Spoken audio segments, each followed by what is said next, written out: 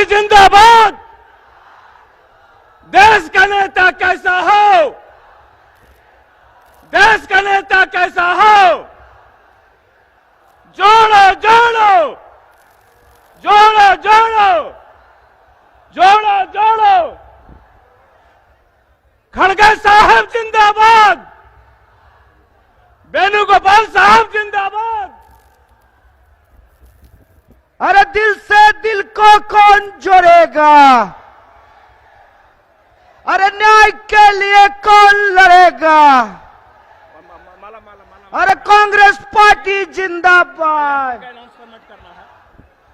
मन्या मल्लिकार्जुन खड़गे जिंदाबाद, अरे राहुल गांधी जिंदाबाद, केसी वेणुगोपाल जिंदाबाद, बिहार कांग्रेस जिंदाबाद। अरे दिल से दिल को कौन जोड़ेगा,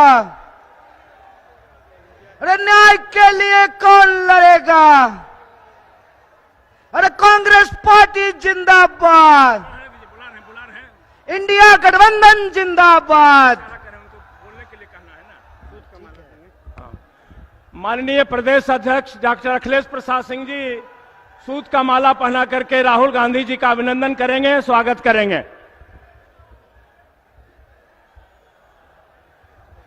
जिला कांग्रेस कमेटी के अध्यक्ष राकेश कुमार सिंह उर्फ पप्पू जी, अरविंद शर्मा जी माल्यार्पण करेंगे। माननीय राहुल गांधी जी और खड़गे साहब का स्वागत करेंगे।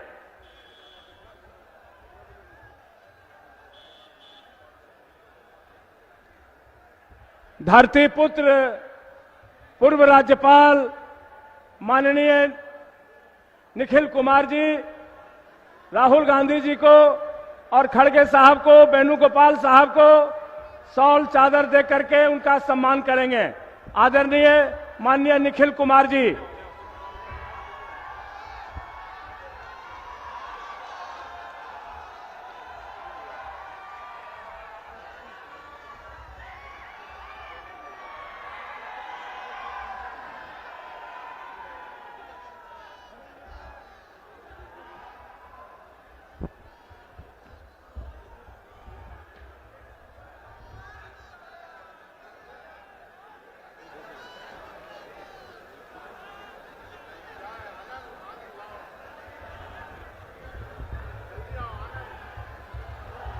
स्थानीय विधायक आनंद शंकर जी प्रतीक चिन्ह भेंट करके स्वागत करेंगे। हमारे माननीय अध्यक्ष डॉक्टर अखिलेश प्रसाद सिंह जी प्रतीक चिन्ह भेंट करेंगे माननीय अध्यक्ष जी को और माननीय राहुल गांधी जी को। आदरणीय डॉक्टर अखिलेश प्रसाद सिंह जी, उनके साथ स्थानीय विधायक आनंद शंकर जी।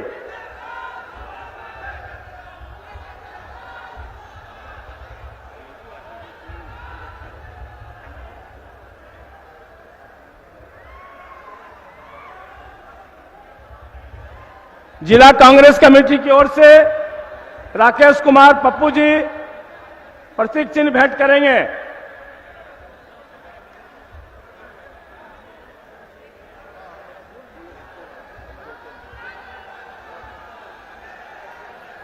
माननीय निखिल कुमार जी, पूर्व राज्यपाल माननीय निखिल कुमार जी प्रतीक चिन्ह भेंट कर माननीय राहुल जी और खड़गे साहब का स्वागत करेंगे।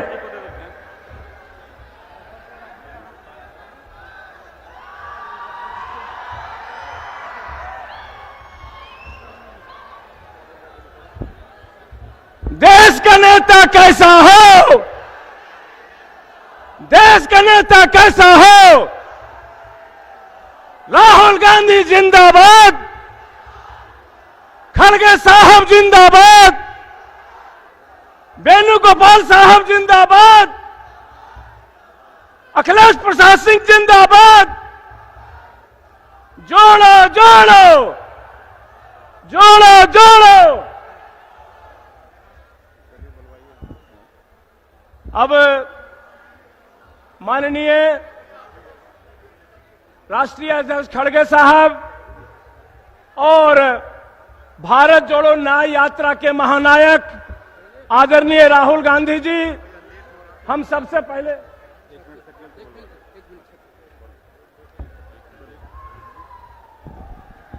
हम सब लोगों के महबूब रहनुमा और इस मुल्क में अमन, शांति और प्यार और मोहब्बत के लिए, इस मुल्क में सामाजिक न्याय और आर्थिक न्याय के पक्ष में अपनी आवाज को बुलंद करने के लिए पूरे मुल्क का दौरा, लोगों से मुलाकात, लोगों के साथ संबंध बनाने वाले हमारे सबसे अजीम रहनुमा राहुल गांधी जी यहां पे तशरीफ रखते हैं। ऑल इंडिया कांग्रेस कमेटी के अध्यक्ष मल्लिकार्जुन खड़गे जी, जिनकी आवाज दलितों की आवाज है, जिनकी आवाज माइनॉरिटीज की आवाज है, जिनकी आवाज तमाम पक्ष वंचित समाज के लिए उभरती है पार्लियामेंट में, उन सब का हम स्वागत करते हैं। और हम आप और इनके बीच में कोई दीवार बन के नहीं रहना चाहते। हम सब चाहते हैं कि आप सब लोग जो यहां से पैगाम लेके जाएं, वो पैगाम अमन और शांति का और आर्थिक गुलामी जो चल रही है उसके खिलाफ आप सब अपने गांव गवाई में जाकर के इस पैगाम को जहां तक पहुंचा सके और कांग्रेस पार्टी का जो आधार है, जो उसकी आधारशिला है, उसको हम मजबूत कर सके। आप यहां आए, आप लोग का बहुत बहुत शुक्रिया। जय हिंद। धन्यवाद शकील साहब। हम सबसे पहले कार्यक्रम को आगे बढ़ाते हुए माननीय राष्ट्रीय अध्यक्ष खड़गे साहब, हमारे जननायक माननीय राहुल गांधी जी, केसी वेणुगोपाल जी, हम आपका सबसे पहले शुक्रिया अदा करना चाहते हैं कि आपने बिहार कांग्रेस के अध्यक्ष डॉक्टर अखिलेश प्रसाद सिंह जी को दोबारा राज्यसभा में भेज करके जो आपने हम लोगों का सम्मान बढ़ाने का काम किया है, उसके लिए हम आपका अभिनंदन करते हैं। माननीय राहुल गांधी जी, आपको हम शुभ समाचार देना चाहते हैं कि आज विधिवत हमारे अखिलेश बाबू निर्वाचन की तरफ बढ़ गए हैं। चूंकि अब जितना संख्या था उतना ही नामांकन हुआ है, इसलिए मैं अखिलेश प्रसाद सिंह जी आपको बधाई देना चाहता हूं। आपने राहुल गांधी जी की भावना के अनुरूप बिहार में जिस तरह से पार्टी को आगे बढ़ाने का काम किया है, निश्चित रूप से हम लोग का मान बढ़ा है और राहुल गांधी जी का सम्मान बढ़ा है, खड़गे साहब का बढ़ा है, केशव वेणुगोपाल साहब का बढ़ा है। हम इस समय में कपूर साहब को भी धन्यवाद देना चाहते हैं कि आपने इस कार्यक्रम को आगे बढ़ाने में, मजबूती देने में आपने बड़ा रोल प्ले किया है। वीरेंद्र राठौर जी को भी हम धन्यवाद देना चाहते हैं और हम अपने लोकप्रिय अध्यक्ष डॉक्टर अखिलेश प्रसाद सिंह जी को आग्रह करते हैं कि वो आए और अपने प्रिय नेता खड़गे साहब, हमारे जननायक राहुल गांधी जी, वेणुगोपाल साहब, जयराम रमेश जी और मंच पर आसीन सभी बड़े नेताओं का स्वागत करें। आदरणीय अखिलेश प्रसाद सिंह जी। बहुत धन्यवाद।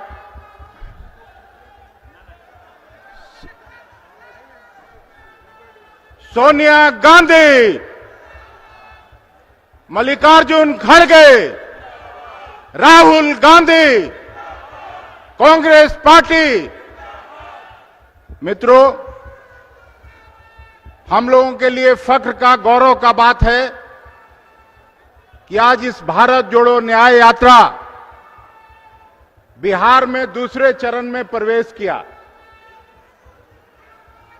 मंच पर उपस्थित कांग्रेस पार्टी के राष्ट्रीय अध्यक्ष परम आदरणीय मल्लिकार्जुन खड़गे साहब,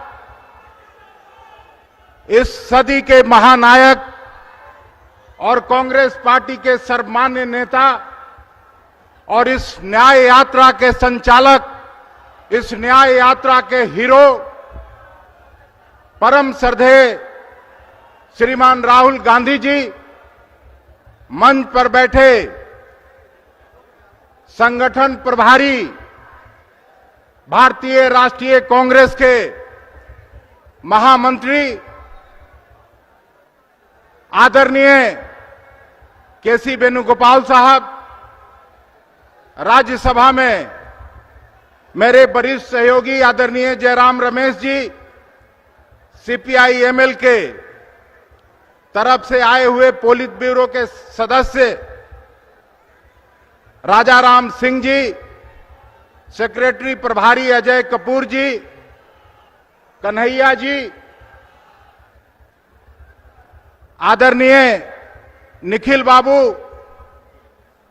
यहां के सम्मानित विधायक आनंद शंकर सिंह जी, आदरणीय तारिक साहब, शकील अहमद साहब और सीएलपी के नेता अभी जो आपके बीच से बात करके गए शकील खान साहब, राजेश राम जी, मंच पर बैठे कांग्रेस पार्टी के सभी सम्मानित नेता और कार्यकर्ता साथीगण, मंच पर बैठे कांग्रेस के सभी प्रबुद्ध नेतागण और औरंगाबाद के इस देवभूमि में आए हुए हजारों की संख्या में हमारे प्रबुद्ध अभिभावकों, नौजवान मित्रों, पत्रकार साथियों, देवियों एवं सज्जनों, सबसे पहले हम इस न्याय यात्रा के नायक आदरणीय राहुल गांधी जी का और आदरणीय खड़गे साहब का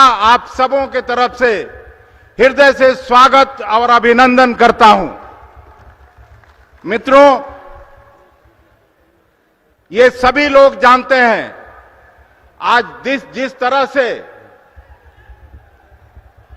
भारतीय जनता पार्टी डरा के धमका के प्रजातंत्र जमहूरियत को नष्ट करने का काम कर रही है, उसमें अगर कोई एक बहादुर नेता देश में मोदी सरकार से और भारतीय जनता पार्टी से लड़ने का काम कर रहा है तो उसका नाम आदरणीय राहुल गांधी जी है। और इसलिए भी हम अभिनंदन करते हैं कि अभी अभी ट्रस्ट वोट में बिहार विधानसभा में जो कुछ हुआ, किस तरह से संविधान का मजाक उड़ाया गया, राष्ट्रीय जनता दल के तीन साथियों को इधर से खरीद के उधर बैठा दिया गया। लेकिन हम ये भी इस मंच से औरंगाबाद में कह के जाना चाहते हैं कि लोटस का प्रयोग जहां भी चलता हो चले, लेकिन बिहार में प्रधानमंत्री जी की पार्टी भी टूट गई। बिहार में जो इधर से नीतीश कुमार उछल के भाजपा और आरएसएस के गोद में जाके बैठे, उनकी पार्टी भी टूट गई। लेकिन कांग्रेस पार्टी को कोई हिला नहीं पाया। हम सभी न केवल अपने विधायक साथियों को धन्यवाद देते हैं। राहुल गांधी जी आए थे किशनगंज में, अररिया में, पूर्णिया में और कटिहार में। उस यात्रा से इतनी ताकत मिली यहां के वर्कर्स को, यहां के हमारे विधायक साथियों को, कि किसी भी प्रलोभन में आने का काम नहीं किया। और राहुल जी, हम आपको आश्वस्त करना चाहते हैं, जो लोग भी दिल्ली में बैठ के जो बोल ले, लेकिन बिहार में आपको इतना प्यार लोग करते हैं, चाहे किसान हो, मजदूर हो, छात्र, नौजवान हो। आने वाले चुनाव में हम आश्वस्त करना चाहते हैं कि एक एक कांग्रेस कार्यकर्ता, हम लोग बताइए, ब्रिटिश हुकूमत से जब नहीं डरे तो कांग्रेस पार्टी के वर्कर को ये मोदी डरा देगा, अमित शाह डरा देगा। हम लोग डरने वाले नहीं हैं, हम लोग आपके सिपाही हैं, हम लोग खड़गे साहब के सिपाही हैं। हम आपको जरूर अपने कांग्रेस पार्टी के तरफ से आश्वासन देना चाहते हैं, यहां 2-3 दिन में टिकट का बंटवारा हो, हम लोग 3/4 से ज्यादा सीटों पर जीत हासिल करेंगे और यहां मोदी और नीतीश को मुंह की खानी पड़ेगी, ये आपको कहना चाहते हैं। समय नहीं है, मैं जानता हूं, और आदरणीय खड़गे साहब को वापस लौट के दिल्ली जाना है। इसलिए हम विनती पूर्वक आग्रह करना चाहते हैं, हम क्षमा मांगते हैं, आदरणीय तारिक साहब नहीं बोल पाए, हम क्षमा मांगते हैं निखिल बाबू से, क्षमा मांगते हैं अपने विधायक साथियों से, शकील साहब से, अजीत शर्मा जी से। हम सीधे अपने राष्ट्रीय अध्यक्ष आदरणीय मल्लिकार्जुन खड़गे साहब को आमंत्रित करते हैं कि वो आके औरंगाबाद के इस धरती पर अपना आशीर्वचन हम लोगों को दे।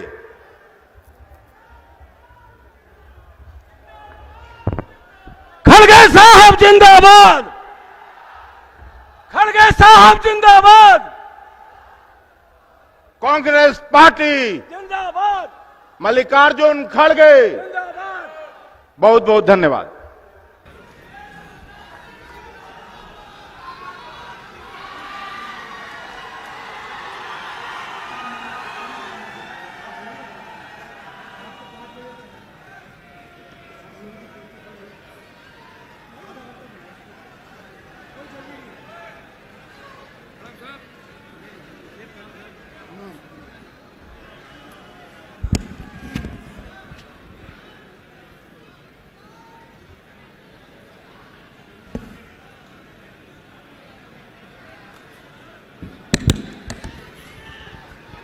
मंच पर पधारे हुए हमारे युवा नेता और कांग्रेस के पार्टी के ये जो न्याय यात्रा निकाली है उसका पूरा आप लोगों ने उसका पुरजोर समर्थन किया है।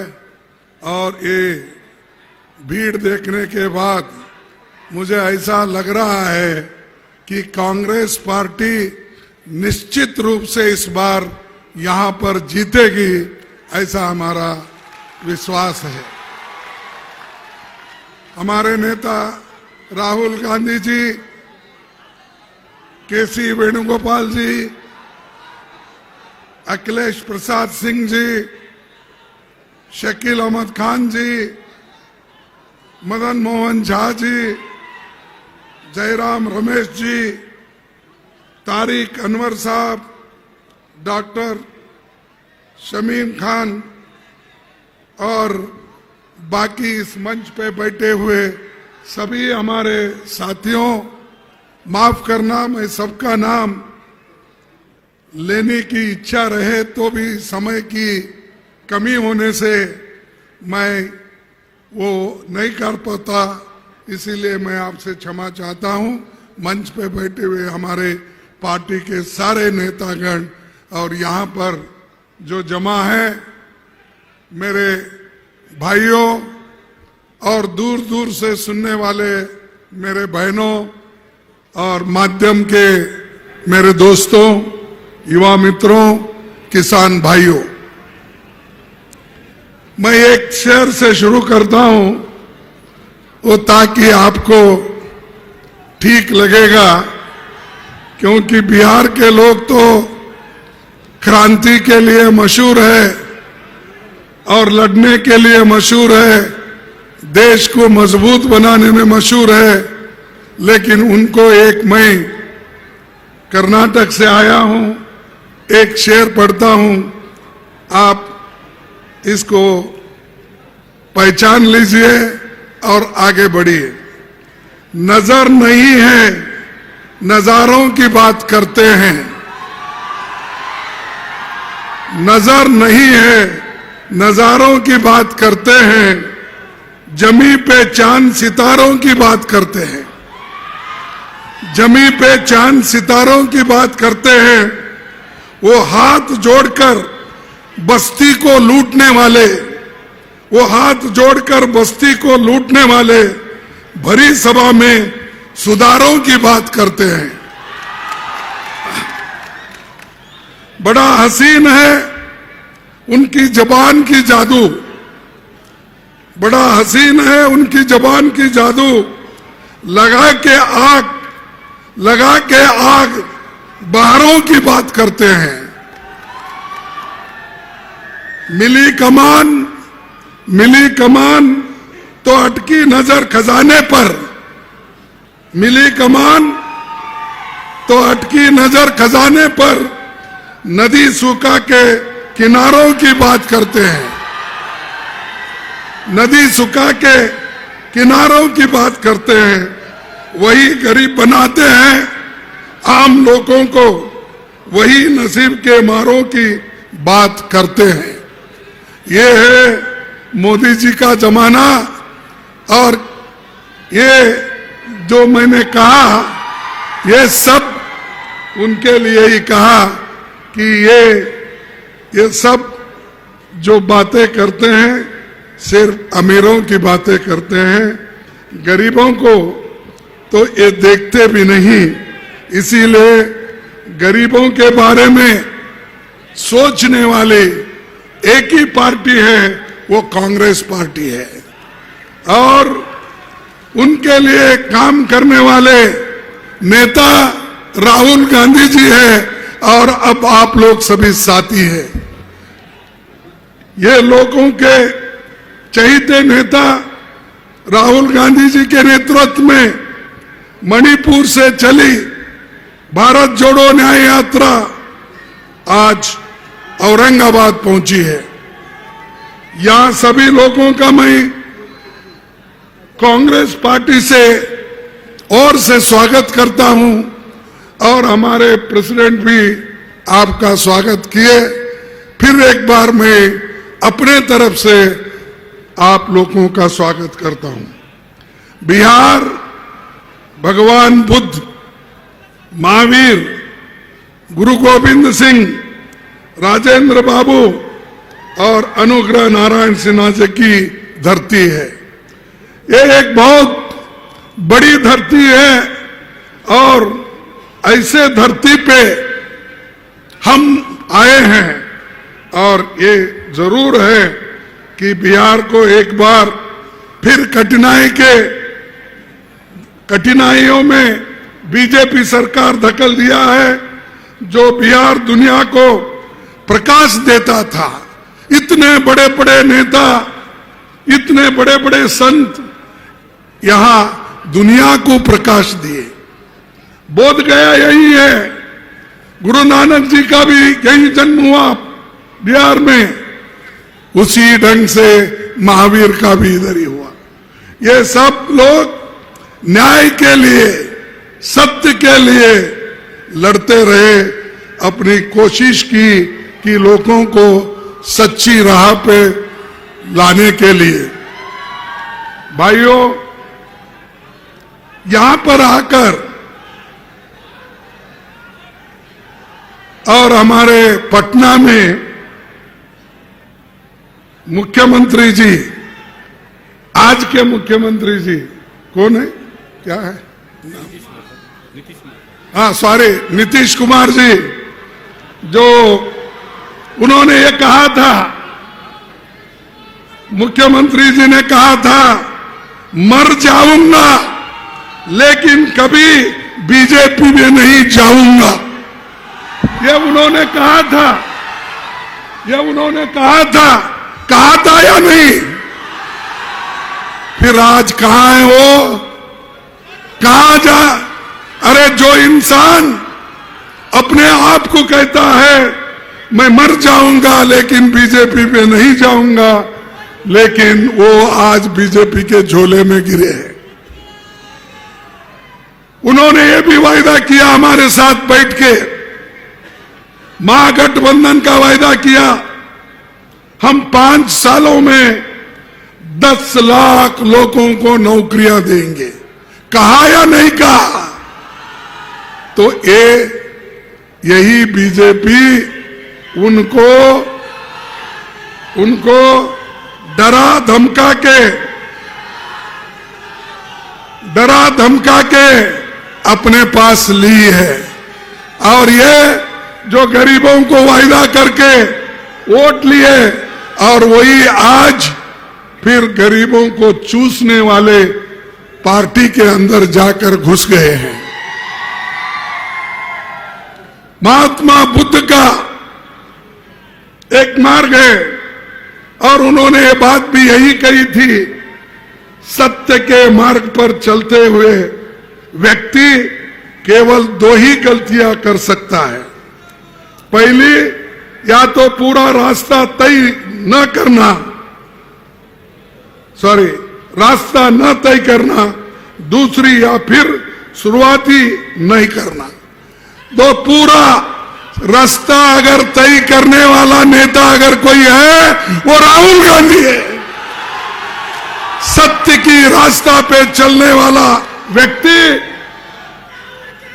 राहुल गांधी जी है। और ये लोग हमेशा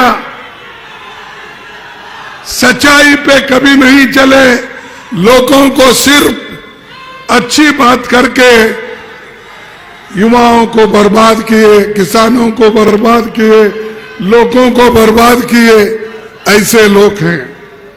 भाइयों, बड़े बड़े परियोजना की जो बात है, यहां पर हमेशा भाजपा तो बड़ी बड़ी बात करती है, लेकिन बिहार को पीछे धकेल दिया। हम डेवलपमेंट के लिए जा रहे हैं। नीतीश जी बोले, अरे डेवलपमेंट के जा रहे हैं क्या बचने के लिए जा रहे हैं, ये बोलिए।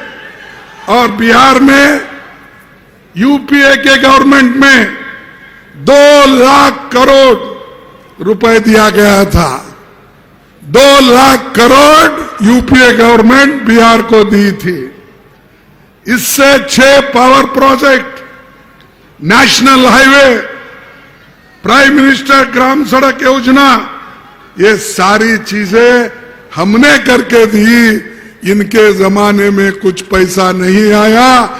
ये चुप्पी हमेशा केंद्र सरकार के खिलाफ, हमारे पास जब थे बात करते थे, अब तो मुंह उनकी बंद हो गई है। अब आप नाक पकड़े तो मुंह खोलेंगे, नहीं तो नहीं खोलेंगे। आपको नाक पकड़ना है और आपके वोट के लिए वो नाक रगड़ेंगे भी। तो इसीलिए आप मजबूती से रहो।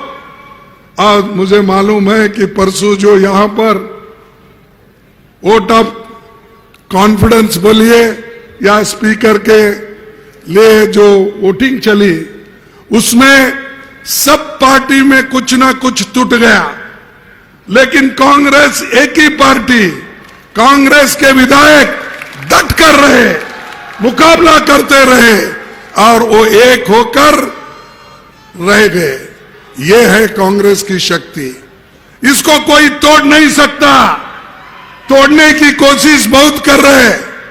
अब भाई कांग्रेस वाले टूटने वाले नहीं है या झुकने वाले भी नहीं है। वो झुकेंगे नहीं, मर जाएंगे, गर्दन कटवा लेंगे, लेकिन कभी झुकेंगे नहीं उनके सामने। ये हमारे लोग हैं। भाइयों, 1915 के चुनाव में पहले पटना में मोदी जी ने कहा था बिहार को 1,15,000 करोड़ रुपए देने का वायदा किया था। 1,15,000 करोड़ मिला। अब यहां हमारे बहुत से लीडर बैठे, एमएलए बैठे, मैं पूछता हूं, 1,15,000 करोड़ देने का वायदा पटना में किया था, लेकिन अब तक कुछ आया नहीं। इसीलिए अब क्या, आया राम गया राम पहले बोलते थे, अब आया कुमार गया कुमार हो गया। आया कुमार गया कुमार। तो ऐसे लोग मुल्क का कभी भलाई नहीं करते। अच्छी बात कर सकते हैं, अच्छा बोल सकते हैं, लोगों को भूल भुलाई कर सकते हैं, लेकिन देश के लिए ये लोग कुछ नहीं करेंगे। ये मेरा दावा है, क्योंकि ये जिस रास्ते पे चल रहे हैं वो खतरनाक रास्ता है। देश के लिए बहुत बड़ा धक्का पहुंचेगा। और हमेशा भागीदारी की बात करने वाली Congress party, RJD, left party, ये एकजुट होकर किसी के प्रेशर में वो नहीं आने वाले हैं। वो किसी को डरने वाले नहीं हैं या भागने वाले नहीं हैं या आया राम गया राम की काम करने वाले नहीं हैं। भाइयों, राहुल गांधी जी का एक पहले से डिमांड है, हम सब लोगों का डिमांड है, और मेरे पार्टी का भी डिमांड है, और हमारे साथियों का भी डिमांड है। यह है जातिगत जनगणना। हम करके रहेंगे। अगर हमारी गवर्नमेंट आई, करके दिखाएंगे। और ये अगर आया तो इससे हमको ये मालूम होगा कौन कितने पानी में है, कौन से कम्युनिटी के लोग, कास्ट के लोग कितना आजादी के बाद पाया और कहां ठहरे हैं। इसकी एक अंदाजा लेने के लिए ये जाति जनगणना है। कितने ग्रेजुएट्स बैकवर्ड में बने, कितने ग्रेजुएट शेड्यूल कास्ट में बने, कितने शेड्यूल ट्राइब्स में बने, कितने माइनॉरिटीज में बने, कितने गरीब तबके के लोग अपर कास्ट में भी है, वो कितने आगे आ गए, कितने पास जमीन है, ये सब देखने के लिए तो जातिगत गणना का हमने डिमांड किया है।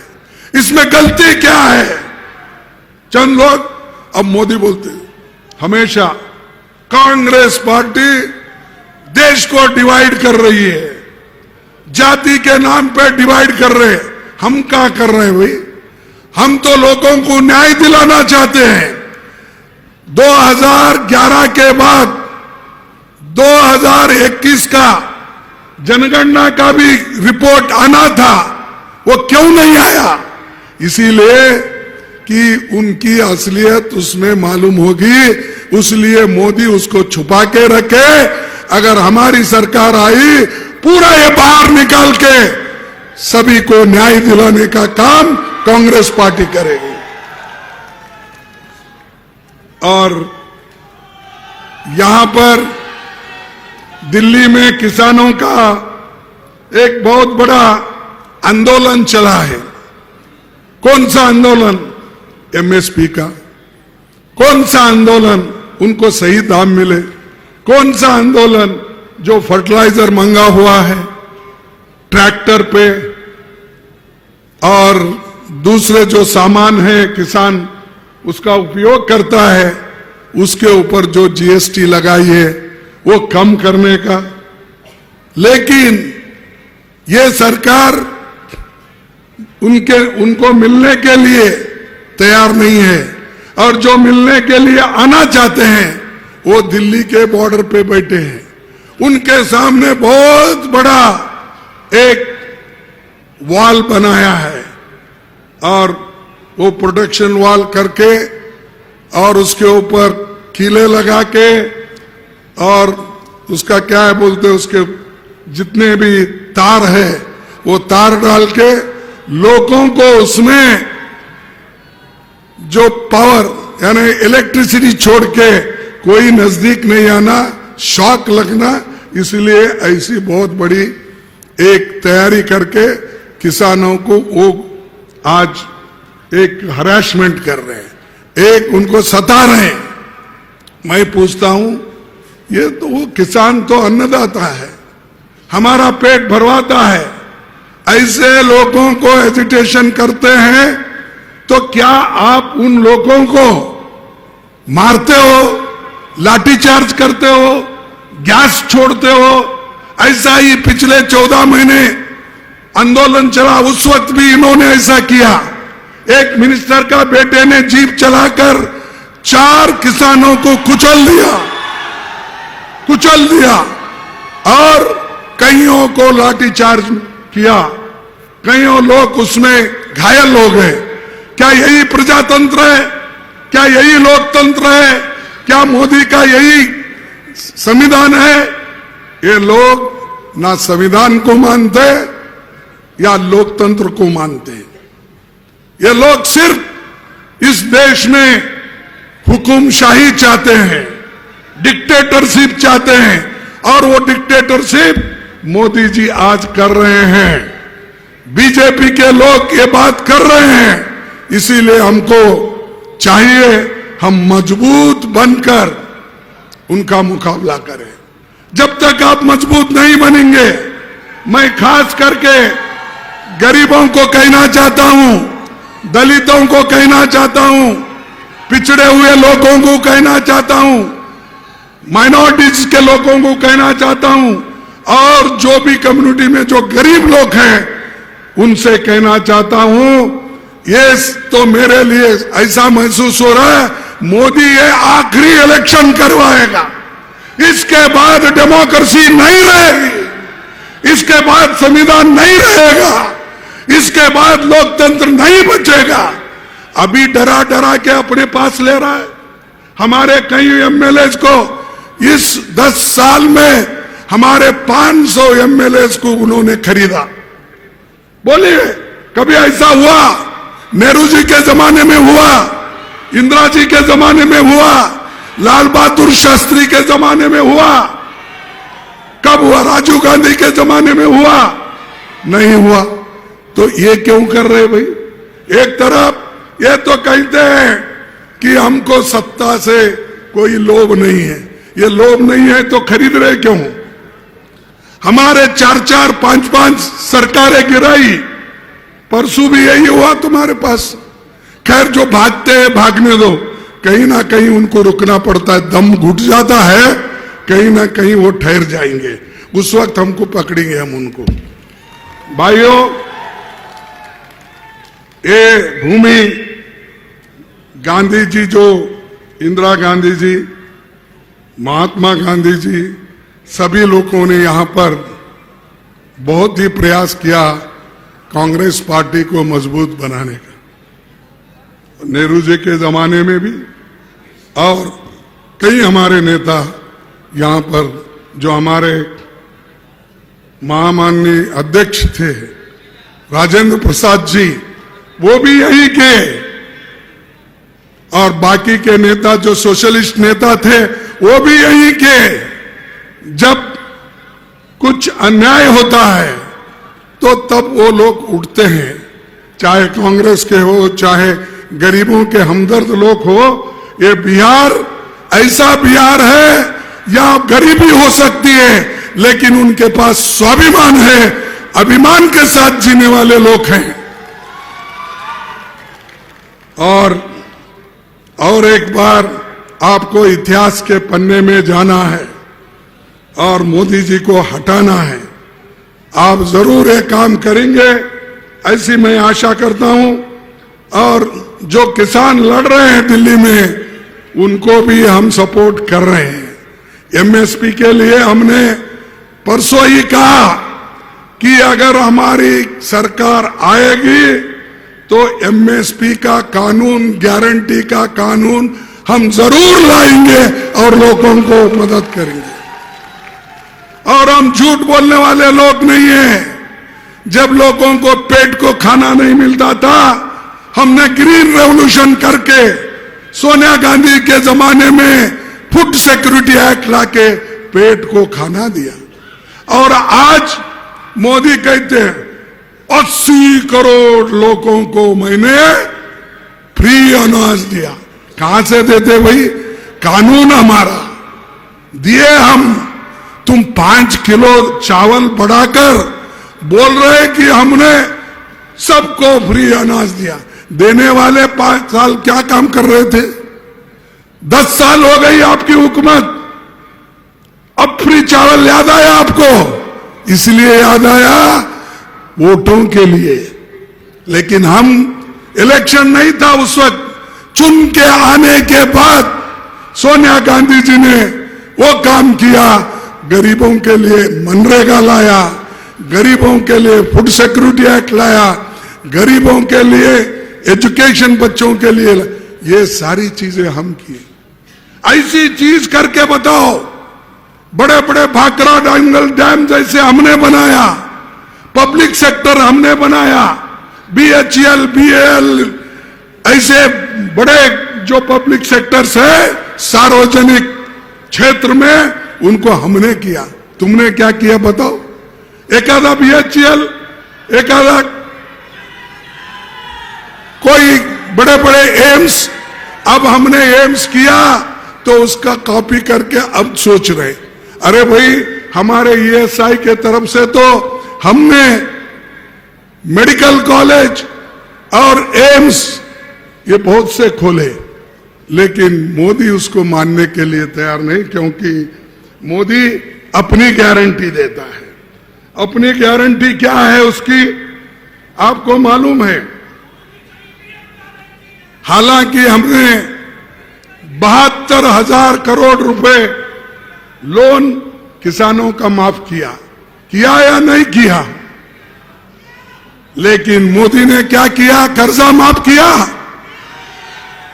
देखो, मोदी ने कर्जा भी माफ नहीं किया और हमेशा ये बोलते रहे कि मेरे लोग को सुख और समृद्धि से रखता हूं।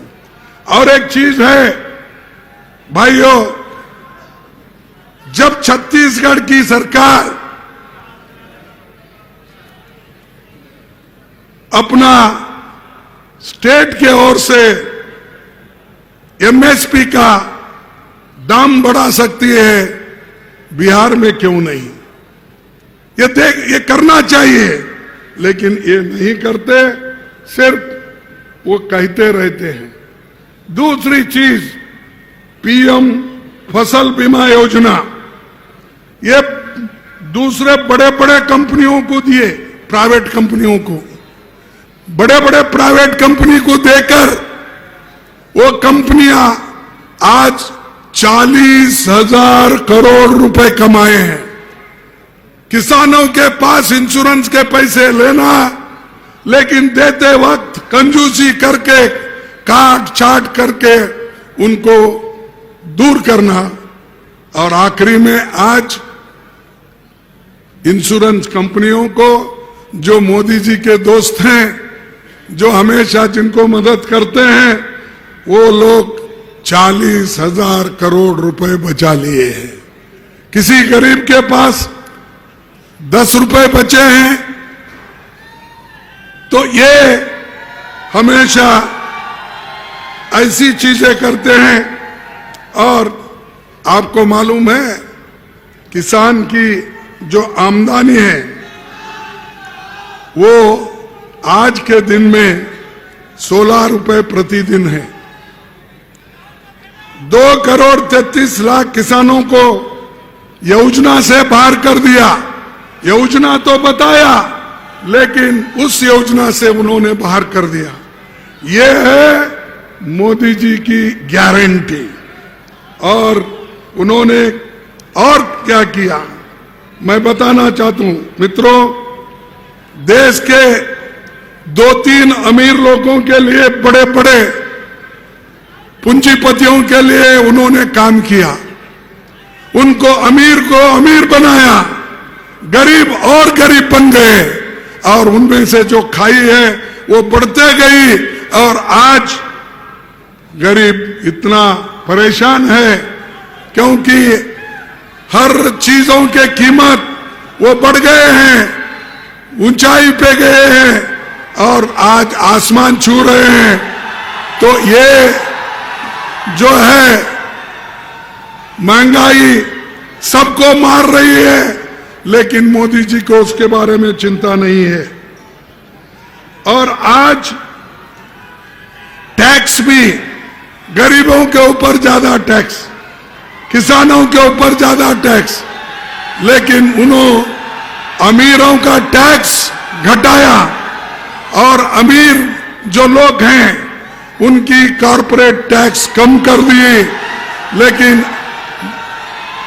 गरीबों का टैक्स हर चीज में बढ़ते गया, हर खाने के चीज में, और तेल में, और दाल में, हर चीज में आज बढ़ते जा रहा है। ऐसा जो एक आज मोदी की राज है, इसको हम पहले तो हम बड़े बड़े योजनाएं बिहार को लाए, लेकिन आज वो योजनाएं खत्म होते जा रही है।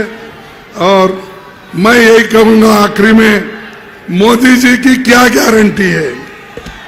मोदी जी की यह गारंटी है कि हर साल उन्होंने कहा, मैं 2-2 करोड़ नौकरियां दूंगा युवाओं को। कहा या नहीं कहा? कहां है 2 करोड़ नौकरियां? कहां है मोदी की गारंटी? ये गारंटी, अरे वो गारंटी आप निभा नहीं सके। क्या आज रोज पेपर में आ रहा है वो गारंटी आप निभाएंगे? हर एक के जॉब में 15-15 लाख रुपए डालने का आपने कहा। कहां है 15 लाख? आपको मिले? नहीं मिले। फिर प्राइम मिनिस्टर झूठे हैं क्या आप झूठे हैं? क्योंकि प्राइम मिनिस्टर कह रहा है मैं 15 लाख दिया हूं, और आप बोल रहे नहीं है बोल रहे। या तो प्राइम मिनिस्टर झूठा हो सकता, या नहीं तो आप हो सकते। फिर पूछो, अब जब यहां आएगा या कहीं भी बिहार में फिरेगा, उसको ठहरा करके पूछो, भाई पहले मेरे बच्चों को 2 करोड़ की वायदा किया था नौकरी का, वो देगा। 15-15 लाख रुपए देने का वायदा किया था वो दे के जाओ, फिर एमएसपी डबल करने का वायदा किया था वो दे के करो, किसान की आमदनी दोगुना करना था वो दे के जाओ। अगर ये नहीं कर सकते फिर क्यों वोट मांगने के लिए आप यहां आए हैं, ये पूछना आप जरूरी है। और उनकी गारंटियां कभी भी इस देश में बन नहीं सकती, वो दिला नहीं सकते। लेकिन हमारी गारंटी हमने कर्नाटक में करके दिया, हमने तेलंगाना में करके दिया, और हमारी गारंटी पहले भी फूड सिक्योरिटी एक्ट बोलो, मनरेगा बोलो, कंपल्सरी, ये हमारी गारंटी हमने करके दिया। मोदी की एक गारंटी नहीं, हमेशा बोलते रहे। और मकान, मैं कितना 10 करोड़ क्या 40 करोड़ इतने मकान बनाया हूं, कहां है भाई? आधे आधे कच्चे मकान है, अभी कौन से भी पक्के मकान नहीं बने, सिर्फ 50 लाख मकान आधे आधे बने हैं। और ये बोलते हैं मैं पक्के मकान बना के दूंगा, ना पक्के भी है, कच्चे तो आधे में है, कब गिर जाएंगे मालूम नहीं।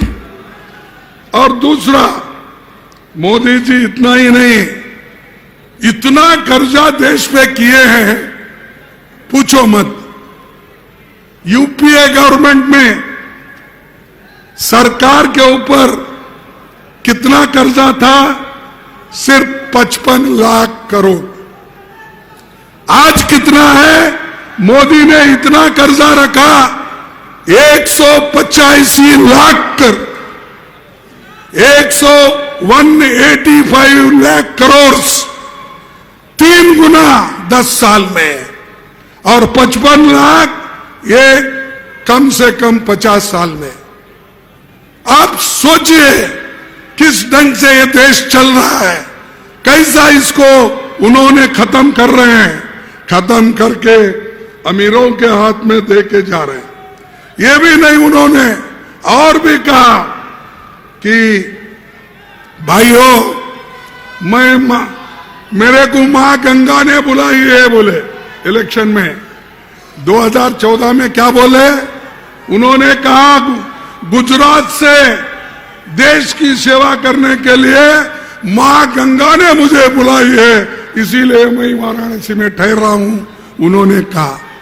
अरे भाई, मां गंगा ही बुलाई, तुमने बोला गंगा का आपने एक क्लीन करने का आपने वायदा किया, लेकिन 10 सालों में उसका कुछ नहीं हुआ। ये मोदी का है कहना, ये मोदी हमेशा झूठ बोलता है, और झूठ बोलने वालों को आप सपोर्ट नहीं करना चाहिए।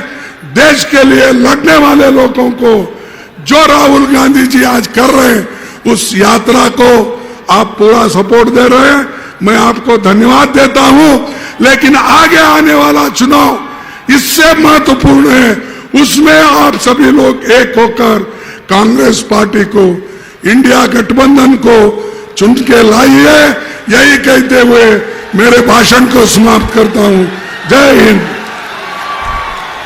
बहुत बहुत धन्यवाद सर, आपके इस ओजपूर्ण भाषण के लिए। अब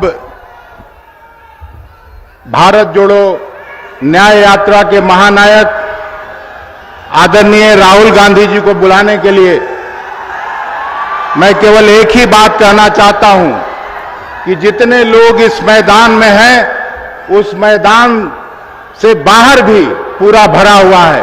और राहुल जी, एक चीज और आपको कहना चाहते हैं कि इस लोटस ऑपरेशन वाले लोगों को ये यहां समझ लीजिए, ये जो सामने बिल्डिंग है, सामने जो बिल्डिंग पर चढ़े हुए कांग्रेसी झंडे हैं, ये बीजेपी के यहाँ के सांसद का है, उसको भी लोग नहीं छोड़ा, कांग्रेस का लोग। आपको लोग इतना प्यार करते हैं कि सांसद के घर पर चढ़कर भी लोग आपको सुनने आए हैं। बहुत बहुत धन्यवाद। हम आपसे आग्रह करते हैं कि आप अपना आशीर्वचन यहाँ दें। राहुल गांधी जिंदाबाद, जोड़ो जोड़ो जोड़ो जोड़ो। मल्लिकार्जुन खड़गे जी, केसी वेणुगोपाल जी, अखिलेश सिंह जी, शकील अहमद खान जी, मदन मोहन झा जी, जयराम रमेश जी, तारिक अनवर जी, डॉक्टर शकील खान जी, स्टेज पे सीनियर नेता, कांग्रेस पार्टी के नेता, आरजेडी के नेता, हमारे प्यारे कार्यकर्ता, भाइयों और बहनों, प्रेस के हमारे मित्रों, आप सबका यहां बहुत बहुत स्वागत। शुरुआत में मैं आपसे माफी मांगना चाहता हूं। आज सुबह हमारी फ्लाइट में कोई टेक्निकल सा डिस्टरबेंस हो गया था, इसलिए थोड़ी देरी हुई और आपको यहां 1-2 घंटे ज्यादा हमारे लिए ठहरना पड़ा। इसके लिए माफी मांगता हूं। आपका मूड कैसा है? ठीक है? अच्छा है? ठीक है।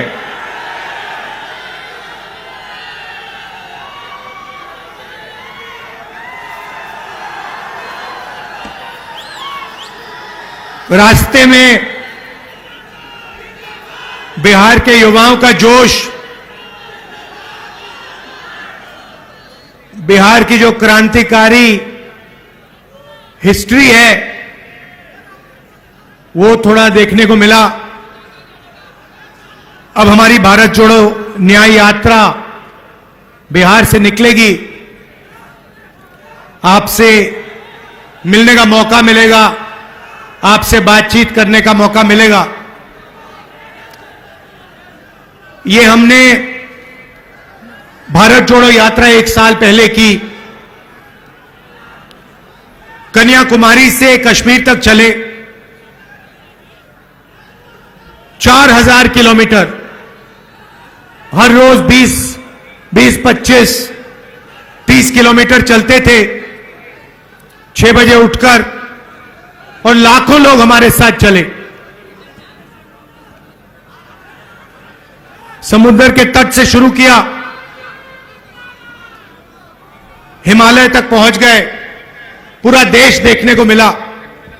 युवाओं से बात की, किसानों से, मजदूरों से 7-8 घंटे बात होती थी।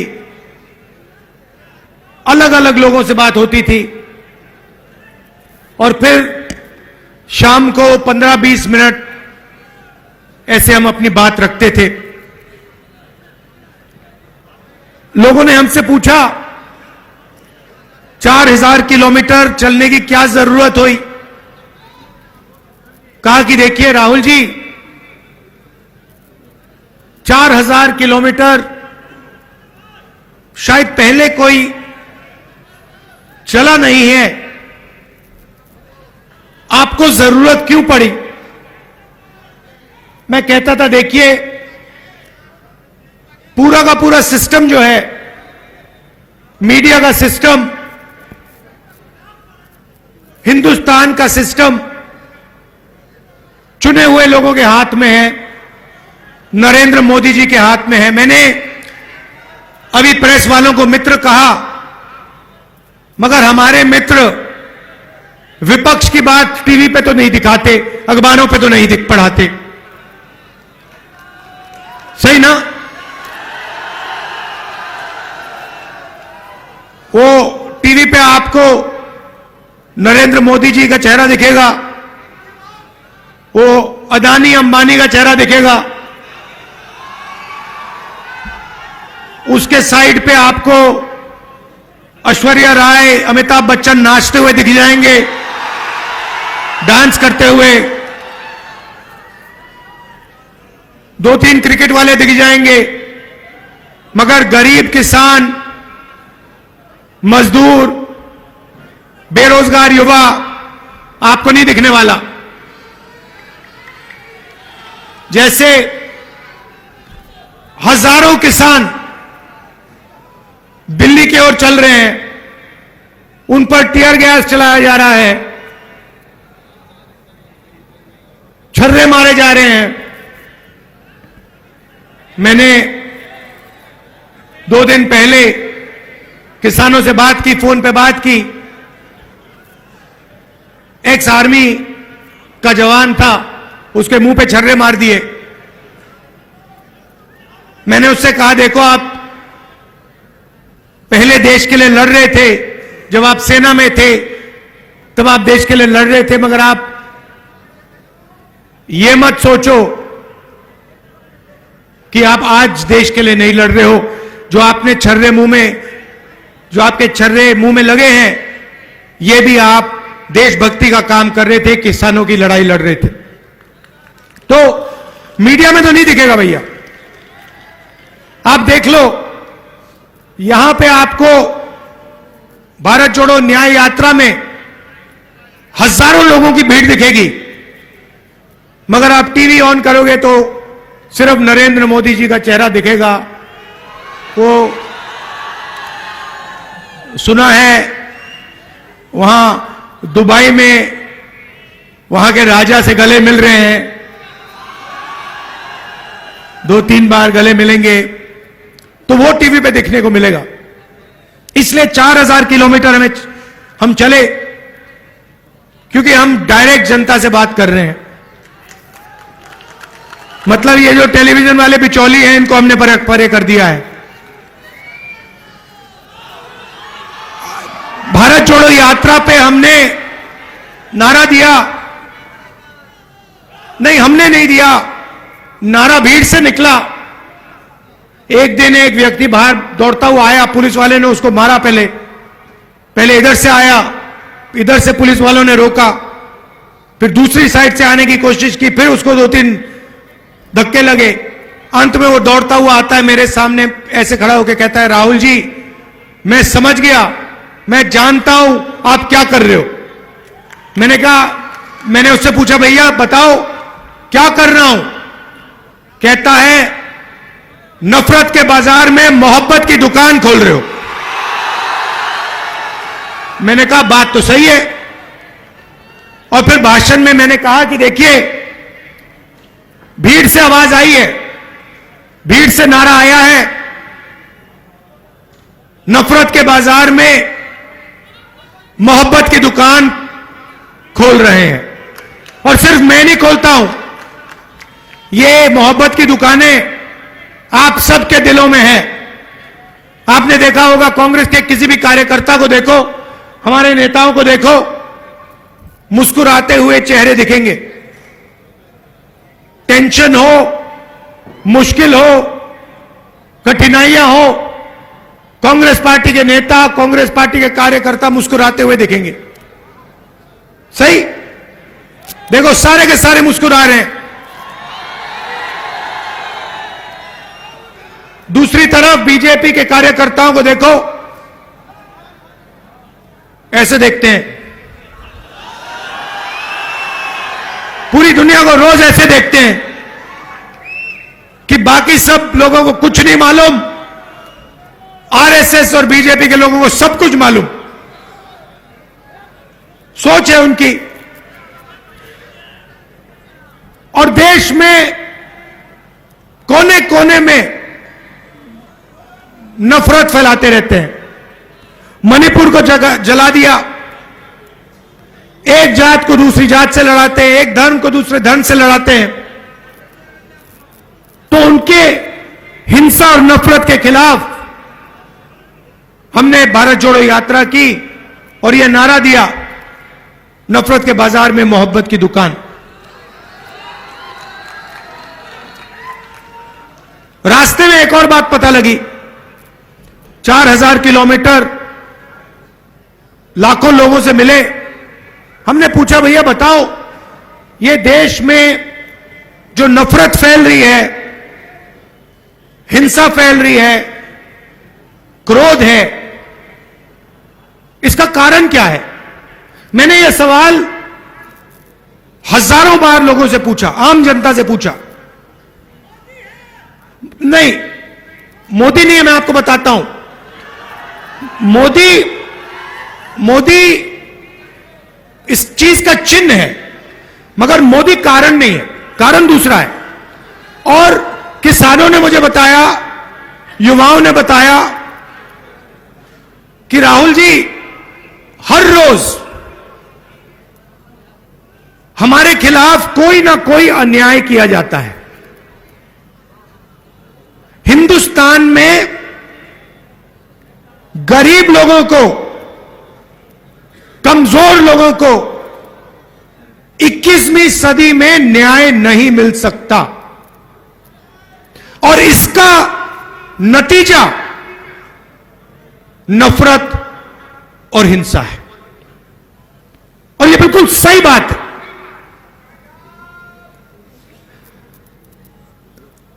गरीब व्यक्ति जितनी भी कोशिश कर ले, किसान जितना भी चिल्ला ले, मजदूर जितनी जोरों से चीखे, उसे इस देश में मालूम है कि मुझे न्याय नहीं मिल सकता। रोज दिखता है उसको। आप देखिए,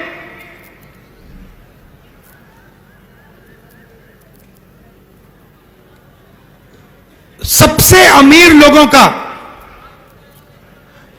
नरेंद्र मोदी जी ने 14 लाख करोड़ रुपया कर्जा माफ किया है। 14 लाख करोड़ रुपया।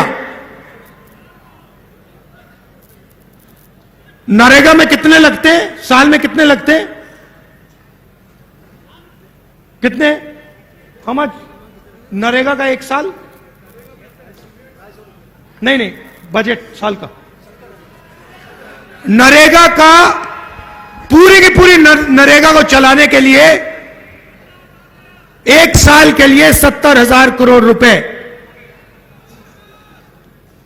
सबसे गरीब लोगों के लिए एक साल में 70,000 करोड़ रुपए। और सारे के सारे अमीर लोगों ने कहा, देखो यह पैसा जाया हो रहा है। 70,000 करोड़ रुपए मनरेगा में जाते हैं और 14 लाख करोड़ रुपए हिंदुस्तान के 10-15 सबसे अमीर लोगों का एक सेकंड में कर्जा माफ हो जाता है। अखबार में नहीं आता। क्यों? क्योंकि अखबार उनके। पहले एक अखबार था, वो एक टेलीविजन था, मीडिया, एनडीटीवी, उसको भी अदानी जी ने खरीद लिया।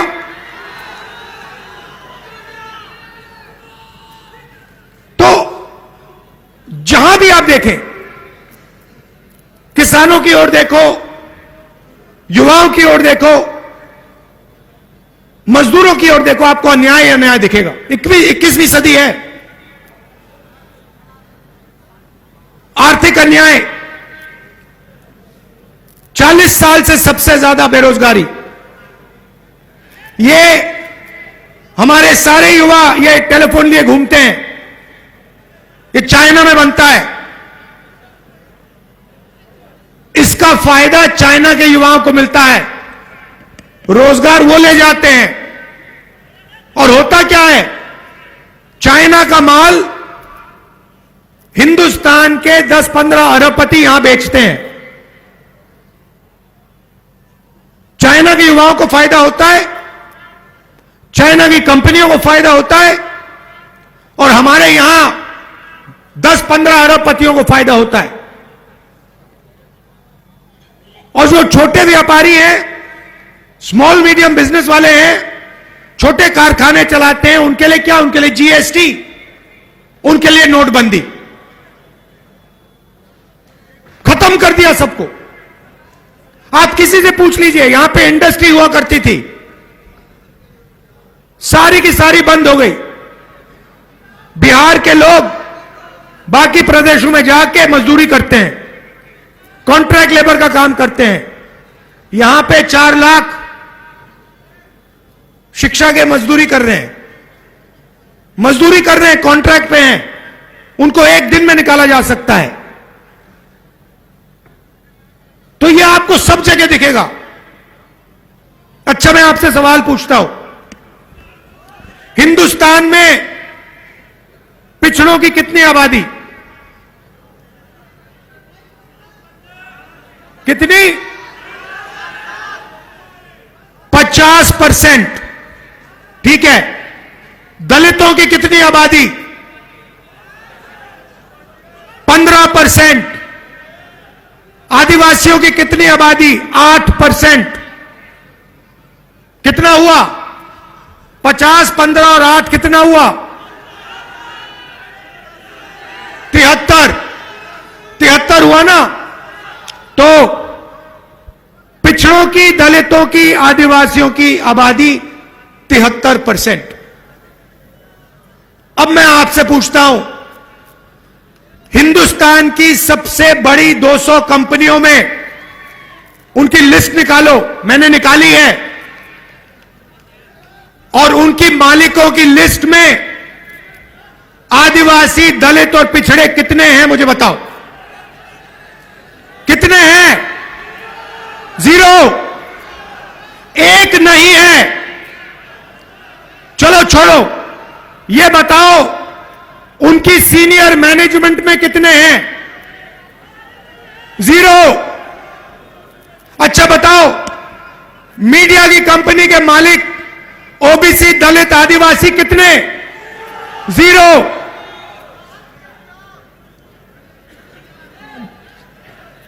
प्राइवेट अस्पतालों के मालिक बताओ? 0। प्राइवेट कॉलेज, यूनिवर्सिटी के जो बड़े बड़े संस्थाएं हैं उसमें बताओ कितने? 0। एक नहीं दिखेगा आपको। अब एक काम करो, कॉन्ट्रैक्ट लेबर की लिस्ट निकालो, मजदूरों की लिस्ट निकालो और उसमें उनके नाम पढ़ो। आपको सारे के सारे दलित, आदिवासी और पिछड़े मिलेंगे। उसमें थोड़े से जनरल कास्ट के गरीब लोग मिलेंगे। यहां पे जनरल कास्ट के लोग हैं। आपसे पूछता हूं, हिंदुस्तान की सबसे बड़ी कंपनियों में गरीब जनरल कास्ट के लोगों के लिए कितनी जगह है मुझे बताओ? 0। 90 लोग इस देश को चलाते हैं। 90 आईएएस अफसर इस देश के बजट को बांटते हैं। प्रधानमंत्री नहीं बांटता, एमपी नहीं बांटते। 90 अफसर देश के बजट को बांटते हैं। वो चुनाव नहीं लड़ते कभी, वो परमानेंट रहते हैं। चाहे कुछ भी हो जाए, चुनाव कोई भी जीत जाए, हार जाए, कोई फर्क नहीं, ये 90 लोग वहीं के वहीं बैठे रहेंगे। मुझे बताओ, 90 में से 73% वाली आबादियों के कितने लोग? भाई और बहनों, 90 अफसरों में से 3 पिछड़े वर्ग के, उनको कोने में बैठा रखा है। 3 एससी और 1 आदिवासी। भाइयों और बहनों, अगर हिंदुस्तान की सरकार बजट में 100 रुपए खर्च करती है तो ओबीसी अफसर 5 रुपए का निर्णय लेता है। आदिवासी अफसर 100 रुपए में से 10 पैसों का निर्णय लेता है और दलित अफसर 100 रुपए में से 1 रुपए का निर्णय लेते हैं। मतलब अगर हिंदुस्तान की सरकार बजट में 100 रुपए खर्च करती है तो इस देश की 73% आबादी सिर्फ 6 रुपए 10 पैसे का निर्णय लेती है। और उसमें मैंने माइनॉरिटी की बात नहीं की, उनको अलग रखा है, वो भी 15% है। तो बात समझिए, आप वोट देते हो, आप अपनी सरकार चुनते हो, मगर 73% लोगों के लिए ना कॉरपोरेट इंडिया में जगह, ना मीडिया में जगह, ना बड़े उद्योगों में जगह, ना ब्यूरोक्रेसी में जगह, ना हाई कोर्ट में जगह। हाई कोर्ट का आंकड़ा मेरे पास है, 650 हाई कोर्ट के जज हैं। उसमें से अगर आप 73% वाले लोगों को देखो, 650 में से 100 हाई कोर्ट के जज या दलित या आदिवासी या पिछड़े वर्ग के। मतलब आबादी आपकी, जीएसटी का पैसा आपका, आप देते हो। आपने शर्ट खरीदी, ये जो गुलाबी शर्ट पहने हो, कितने रुपए की शर्ट थी ये? हाँ, 300 400 रुपए की शर्ट है। जितनी जीएसटी इन्होंने दी, उतनी ही जीएसटी इस शर्ट के लिए अदानी और अंबानी देंगे, उतनी ही। ये अगर 18% जीएसटी शर्ट के लिए देंगे, 18% अदानी देगा। इनकी आमदनी 50,000 रुपए, उसकी आमदनी लाखों करोड़ रुपए। जितनी जीएसटी ये देता है, उतनी जीएसटी वो देता है। वो महल में रहता है, वो हवाई जहाज में उड़ता है, मगर जितनी जीएसटी हिंदुस्तान का मजदूर देता है, उतनी जीएसटी अदानी देता है। यह अन्याय है। आपके जीएसटी का पैसा जाता है और आपकी कहीं भागीदारी है ही नहीं, ना मीडिया में, ना सरकार में, ना कोर्ट में, ना प्राइवेट अस्पताल वाले सिस्टम में, ना कॉलेज यूनिवर्सिटी वाले सिस्टम में, कहीं नहीं हो आप। आपके लिए एक नई कैटेगरी निकाली है, कॉन्ट्रैक्ट लेबर। एक दिन में आपको जूता मार के बाहर निकाला जा सकता है। वो है 73% लोगों की जगह। सुबह उठो, मजदूरी करो, और अगर बात अच्छी नहीं लगी, 1 मिनट में आपको उठा के बाहर फेंक देते हैं। 73% के साथ यह हो रहा है, पूरे देश में हो रहा है। इसीलिए मैंने जाति जनगणना की बात उठाई। मैंने कहा देखिए, किसी को चोट लगती है, पहला काम डॉक्टर कहता है, भैया देखो हाथ में चोट लगी है, चलो एक्सरे कराओ। हुआ होगा आपके साथ, हुआ है? भैया एक्सरे कराओ। अगर आपका हाथ टूटता है और अस्पताल जाते हो, डॉक्टर कहता है मैं एक्सरे नहीं कराऊंगा, एकदम आप उसको पकड़ते हो, कैसे नहीं कराओगे? मुझे चोट लगी, आपको एक्सरे कराना पड़ेगा, क्योंकि एक्सरे से पूरा का पूरा पता लग जाता है। जाति जनगणना सामाजिक एक्सरे है,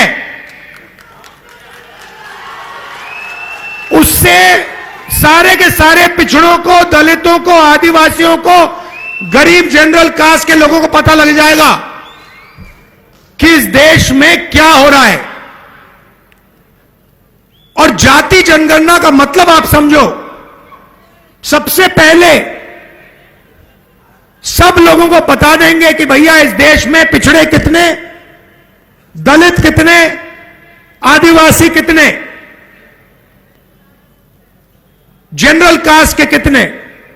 उसके बाद हम फाइनेंशियल सर्वे कराएंगे, कितना धन किस वर्ग के हाथ में है। यह देश सोने की चिड़िया कही जाती थी, यह आज भी सोने की चिड़िया है, मगर भाइयों और बहनों, सोने की चिड़िया आपके हाथ में नहीं है, अदानी जी के हाथ में है। इसीलिए जाति जनगणना से सबको पता लग जाएगा कि पिछड़ों के पास कितना धन है, आदिवासियों के हाथ में कितना धन है, गरीब जनरल कास्ट के हाथ में कितना धन है, और ये 1% लोग, अरबपति लोग, बड़े बड़े ब्यूरोक्रेट्स, इनके हाथ में कितना धन है। दूध का दूध, पानी का पानी हो जाएगा। ये भाइयों और बहनों क्रांतिकारी कदम है।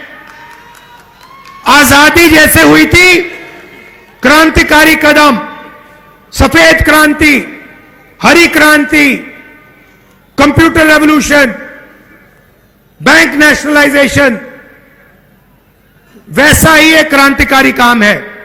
और मैं आपको बता रहा हूं, इसके बिना आप सब लोग भूखे मर जाओगे, कुछ नहीं बचेगा, ना रोजगार मिलेगा, ना आपके बच्चों के पास भविष्य होगा, क्योंकि 1% लोग पूरा का पूरा धन उठा के ले जाएंगे।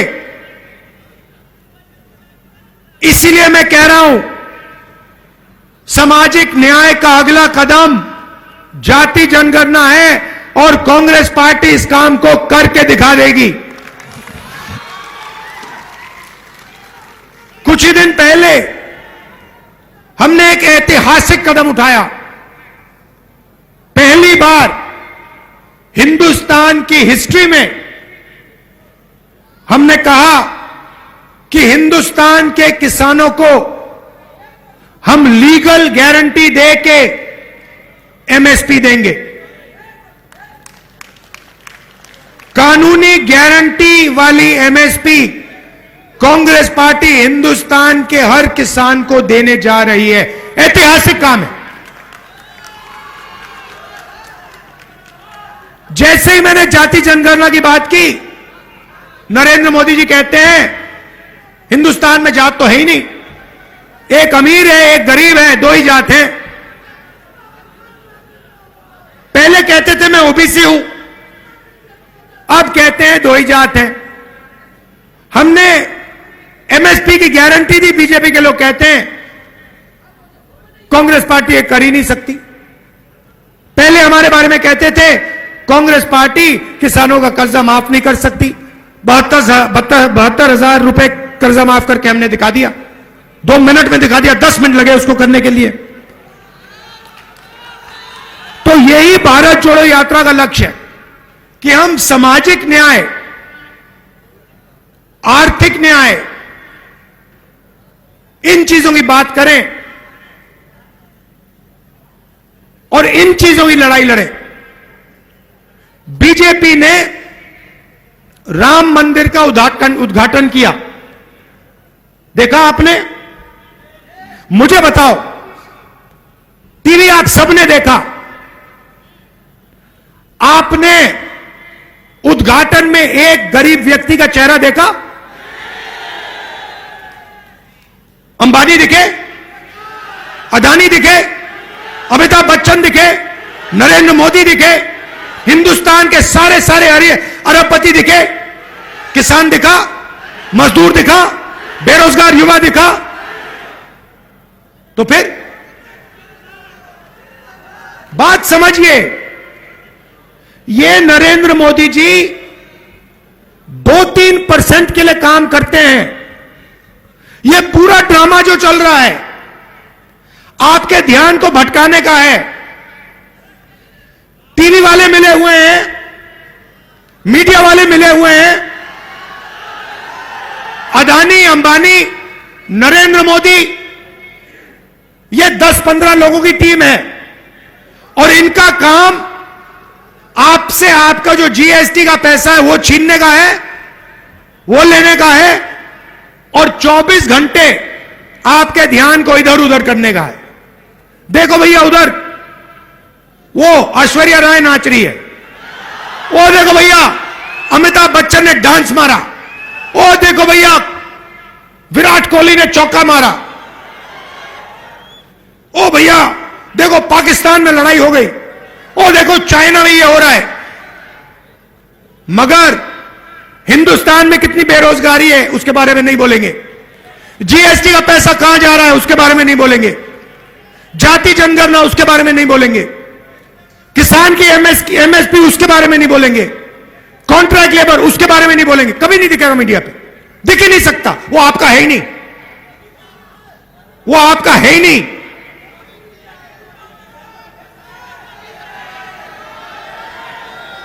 तो ये हिंदुस्तान में लड़ाई है, ये लड़ाई हिंदुस्तान में। एक तरफ 99% लोग, उसमें 50% पिछड़े लोग, 15% दलित, गरीब जनरल कास्ट के लोग, आदिवासी, माइनॉरिटी, ये सब।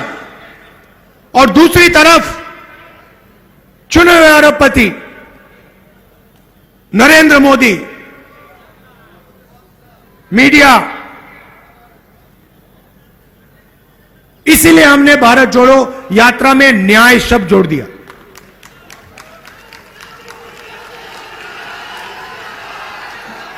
आप सब आए, इतने प्यार से आपने मेरी बात सुनी,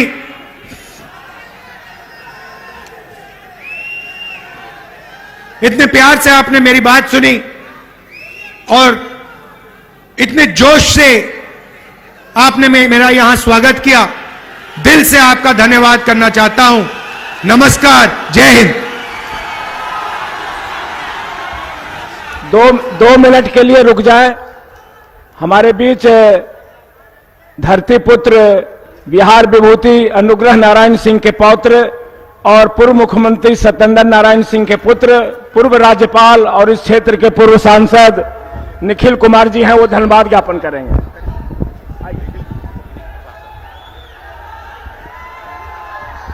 हमारे प्रिय नेता, राष्ट्र नायक राहुल गांधी जी और सम्मानित मंच, आप लोगों ने अभी राहुल जी की बातें सुनी। आपने समझा होगा किस तरह से वो इस राष्ट्र के बारे में सोचते हैं, समाज के बारे में सोचते हैं, इसको विभाजन से रोकने के बारे में सोचते हैं। और अभी तक जो इन्होंने यात्रा की है, दक्षिण से उत्तर और फिर आज पूरब से जा रहे हैं पश्चिम, इनका ध्येय यही है कि भारत को जोड़े एक साथ, न कि भाजपा की नीतियों के द्वारा जो भारत का विभाजन होने जा रहा है, जैसा कि 47 में हुआ था, वो रुक जाए। तो हम आप सब की तरफ से राहुल जी को धन्यवाद देते हैं कि उन्होंने वक्त निकाला और यहाँ आए और आपके सामने रूबरू होकर आपको उन्होंने संबोधित किया। हम धन्यवाद देते हैं उनके साथ आए हुए, हम धन्यवाद देते हैं मिस्टर वेणुगोपाल को, हमारे राष्ट्रीय अध्यक्ष खड़गे जी को, और हम धन्यवाद देते हैं आप सबको जो यहाँ इतने भारी मात्रा में आए हैं। मंच टूट रहा है, प्लीज। नहीं टूट नहीं रहा है, घबराओ, अभी टूटेगा भाई। तो आपकी तरफ से मैं अपने प्रिय नेता, राष्ट्र नायक राहुल गांधी को धन्यवाद देते हैं।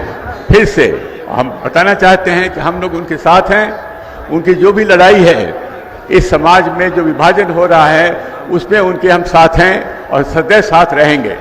आप लोगों को यहाँ पर आए, यहाँ पर आप लोगों को भी धन्यवाद है। इतने भारी संख्या में आप लोग आए हैं, इसके लिए हम आपसे तहे दिल से शुक्रिया अदा करते हैं। बहुत बहुत धन्यवाद। राहुल गांधी जिंदाबाद। जोड़ो जोड़ो भारत जोड़ो।